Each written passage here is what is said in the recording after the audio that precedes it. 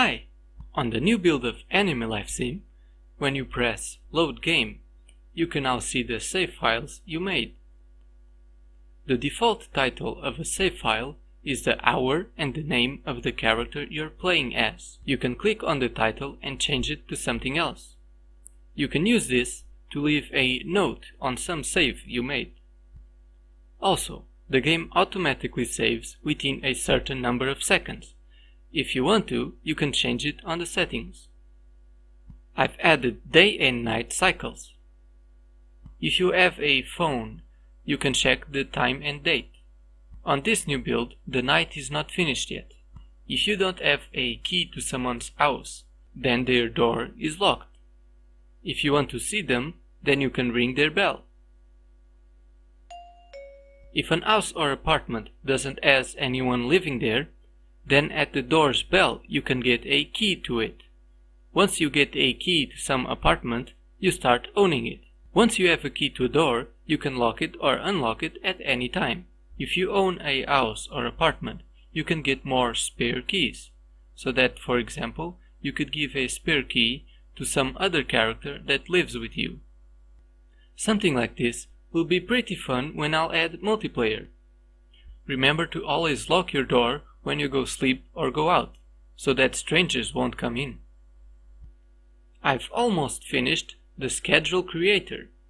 I should only explain how to use it once it's finished, but this is sort of how it works.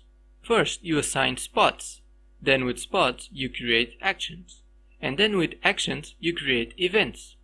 Events are things that characters will do daily, such as going to school or work, to go to eat or sleep, and so on. Spots serve to indicate a specific location. When you want a character to go somewhere, you tell it to go to a spot. An action is an instruction that you can give to a character. For example, go somewhere, follow someone, use some item or object, and so on. And then, on the daily event creator, we can set the actions to happen. Someone's schedule can be different each day. Each daily event can have conditions. For example, a character has a daily event of going to school, but they should not go to school on weekends. So you can add it two conditions. One is that it should not be on Saturday, and another one is that it should not be on Sunday. There will be more things that can be used for conditions. For example, you very likely would not want your character to go for a walk in the park if it's raining. Well, the schedule creator is almost ready, but not usable yet. I'll explain it in more detail once it's complete. The schedule creator is not the only way to assign actions to characters. It's already possible to create actions and set them to characters by cutscenes or conversation files. I've started to implement necessities. There are three basic necessities: the need to eat, the need to sleep, and the need to use a bathroom. You can see the condition of your character on the player menu. To open the player menu, you can press H. Each necessity has a bar. If a bar is full, then that necessity is in a good condition. Currently, nothing happens if you let any necessity reach a bad condition, but later I'll make things happen if you don't attend to your necessities. If you don't sleep for too long, you'll fall asleep wherever you are. If you don't go to the bathroom for too long, then your character will run by itself to the nearest bathroom. If you don't eat for too long, then you will pass out, and a nurse will come to pick you up and take you to treat you. If it happens on the school, you will be taken to the school's infirmary. If it happens on the town, you will be taken to the town's hospital. Sometimes there are too many objects near each other, and so it's harder to choose which option you want. So now you can press Tab to cycle the options you have. On the new build, if you press the Tilt key, you can now open a command console. In here, you can run cutscene commands.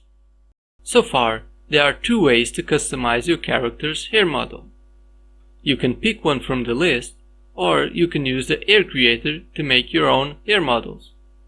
Well, on the list, you are limited to the hairs that exist, and it takes too long to create a whole new hair on the air creator. So there should be something in between, something where you are less limited but don't take too long. So I've added the ability to add hair parts, such as front hairs, side hairs, or back hairs. You can use the hair creator to make only a hair part instead of a whole hair, and then later create a hair using that part with others. One thing that I've always focused the most is making Animal Life Sim able to create and use user-created content. If you create an hair and save it, that hair is just a text file. Then you can share it on the internet, or you can download hairs from other people and add them to Anime Life Sim. The same thing applies to almost everything else: custom poses, custom animations, custom characters, custom conversations, custom events, custom game modes, cutscenes, custom towns, custom textures, and so on. Although most of that is not implemented yet, and so I understand that Anime Life Sim feels a little useless right now. Well, for the next build, I'll have finished the schedule creator since it's almost ready, and I'll start working on character relationships, such as making friends or even getting a romantic companion, and also maybe some things about the school.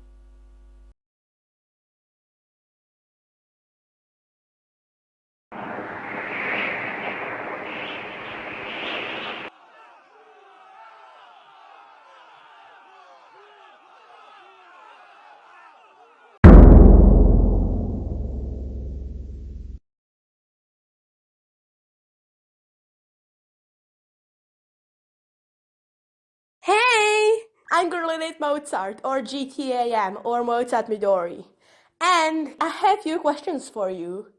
So, my first question will be like, when will there be more characters on the town? There are still a few things I need to make before I can add more characters. I could add more characters right now, but they would just stand there, so I'll need to have finished the schedule creator, so that they will actually do things along the day. Okay, so let's just assume you will add millions of new characters. That's what we want, kgftbz. And my main question is what will they do? Will they just stand, or will they dance, go to school? They will have a job or go to school, and on their free time, they will do things that will depend on their personality and interests. For example, if they are social, they will more likely go hang around their friends. Still though, I have another question, is how many characters will there be? The school will have about 100 students, and maybe 20 faculty members. I'm not sure how many people will be on town, but they are not going to be too much, neither too few. But still though, who are they going to be? Will you add some random girl with random hair? Or will you specifically design every character? Currently, there are about 20 planned characters that will live somewhere on town. Other characters, such as some of the school students, will be randomly generated when you start a new game. After starting a new game, those students will remain on that save. Well, on this new build, I've added 2 new characters: Ariri Aoki, which is Sarah's sister and works at the fast food place; Rin Wasaka, which lives alone at a old house. Meanwhile, characters change their clothing depending on what they're doing. I think that they should also change their hairstyle. Ariri is a lazy and slob person, so while she's at home, her hair will be messier than usual. Rin is the complete opposite of someone lazy, so when working, she'll tie her hair. There are much more characters I still want to add, but I haven't made all the things I need for them yet.